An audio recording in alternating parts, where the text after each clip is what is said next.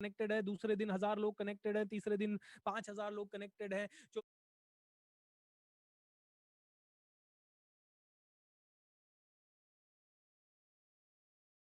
What to do in this situation and how to come.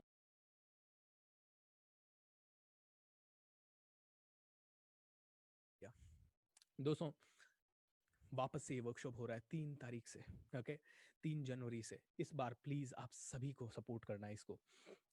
Last question आज का, sir, ask BSR, in this generation there is a lot of people suffering from love relationship and breakups. What to do in this situation and how to come out of this? What to do for better relationships and how to solve the breakups? We all need money, wealth, but we need more love too. Please sir explain it. दोस्तों, यहाँ पे एक ही चीज बोलूंगा मैं आपको, इतना ज्यादा नहीं चाहिए जितना ज्यादा प्यार चाहिए, जितना ज्यादा रिलेशनशिप चाहिए, जितना ज्यादा आपको रिलेटेडनेस चाहिए। मुझे ये वर्कशॉप करने में इसलिए मजा आ रहा है क्योंकि आप लोगों का प्यार मिल रहा है। अगर आप लोगों की तरफ से फीडबैक अच्छा नहीं आए, आप लोग मुझे देखो नहीं, कभी आप आओ कभी नहीं आओ, और मैं दे रहा हूँ यहाँ पे 1000 लोग, पहले दिन 10,000 लोग कनेक्टेड है, दूसरे दिन 1000 लोग कनेक्टेड है, तीसरे दिन 5000 लोग कनेक्टेड है, चौथे दिन नहीं है लोग connected, and I will feel like what the hell am I doing. Yes, मेरा भी मोटिवेशन कहीं ना कहीं डाउन चला जाएगा। मुझे आप लोगों से प्यार मिल रहा है इसलिए मैं ये कर रहा हूँ, लेकिन यहाँ पे कुछ चीजें देखने की है। लव रिलेशनशिप्स, ब्रेकअप्स, ये भी फैक्ट ऑफ लाइफ है। तो पहली चीज तो मैं ये आपको बता दूं कि अगर आप किसी भी रिलेशनशिप में हैं तो पहले तो ये देखिए, ये अंडरस्टैंड कीजिए what is the outcome you want.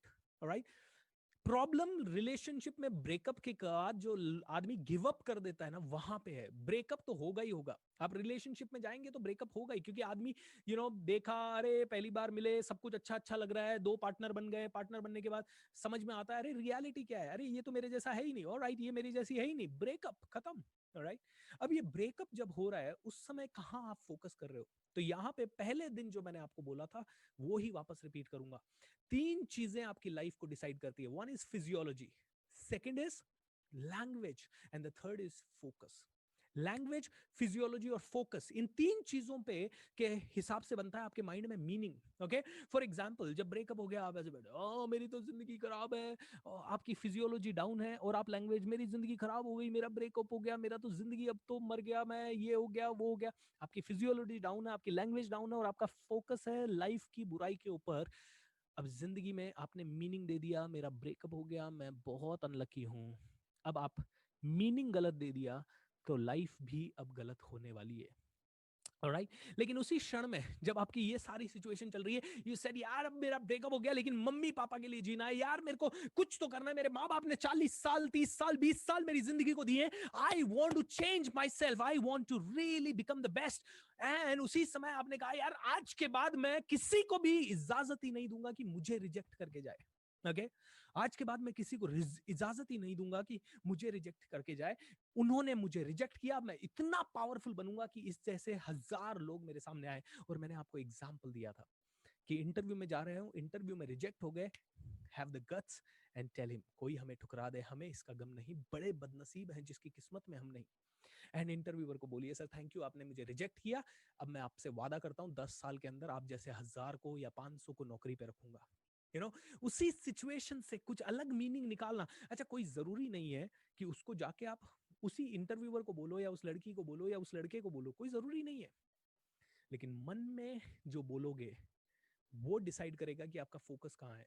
अगर आपने मन में बोला कि यार अब मुझे और पावरफुल बनना है, ये पर्सन ने मुझे रिजेक्ट कर दिया, इसका मतलब है मुझे और पावरफुल बनना पड़ेगा ताकि मुझे और कोई रिजेक्ट ना कर सके। ओके, इसने मुझे इंसल्ट कर दिया, अब मैं इतना पावरफुल बनूंगा कि इस जैसा आदमी किसी और की इंसल्ट फिर से ना कर सके, या इस जैसे आदमी मेरी इंसल्ट तो बिल्कुल ना कर सके। I want to become even more powerful, I want to become even more powerful, I want to become even more powerful. You know, थोड़े दिन पहले, मतलब भगवान ने मुझे बहुत अच्छी चीज दी है।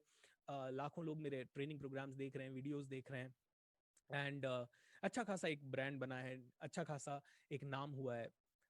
अभी भी हालांकि बहुत ऊपर जाना है, ये तो कुछ भी नहीं है। ओके, तो जब मैं होम टाउन में आता हूँ कई बार, तो कई बार मेरे रिलेटिव्स वगैरह जो शायद उस लेवल पे इस सक्सेस को नहीं देखते या उनको इसके बारे में पता नहीं है, या कुछ ऐसे भी लोग हैं जो जेलसी रखते हैं, वो लोग कहते हैं तूने क्या किया, कुछ नहीं किया अभी तक, क्या है तेरा, है कुछ दिखता नहीं है, कोई बिल्डिंग नहीं दिखती तेरी, कोई कोई पैसा तो तेरा दिखता ही नहीं है, तू कहाँ कमा रहा है, कुछ नहीं, ये फालतू की चीजें कर रहा है तू, इनसे क्या होने वाला है।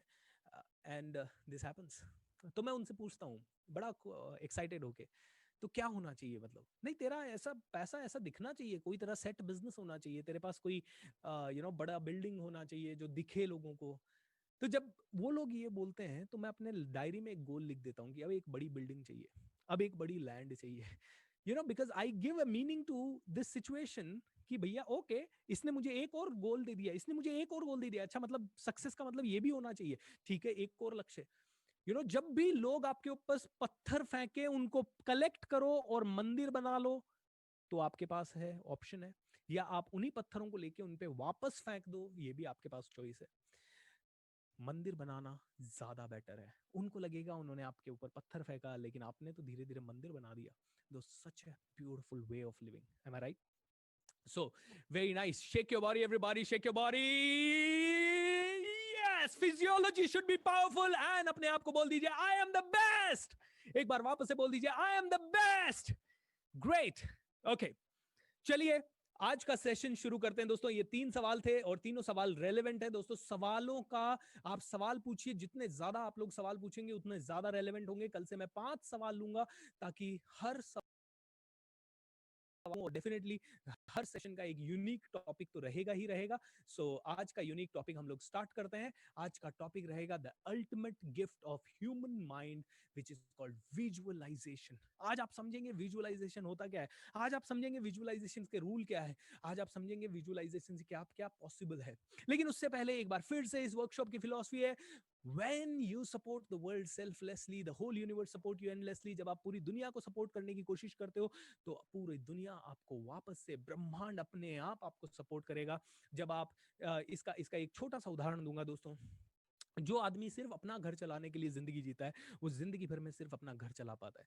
लेकिन जो आदमी बिजनेस खोल के 10 20 50 लोगों को रोजगार देने की बात करता है वो 50 लोगों का घर चला पाता है। जो आदमी समाज के लिए काम करता है वो शायद 1000 2000 5000 लोगों का घर चला पाता है। देश के लेवल पे काम करता है वो लाखों लोगों का बेड़ा पार कर पाता है। ये ही फर्क है। When you support the world selflessly the whole universe support you endlessly. आगे बढ़ने से पहले कुछ छोटे छोटे अनाउंसमेंट क्विकली। आज रात को पहले जैसे कि मैंने कहा 3 जनवरी से ये वर्कशॉप फिर से होने वाला है। 15 दिन का 11 दिन का ये वर्कशॉप होगा। हर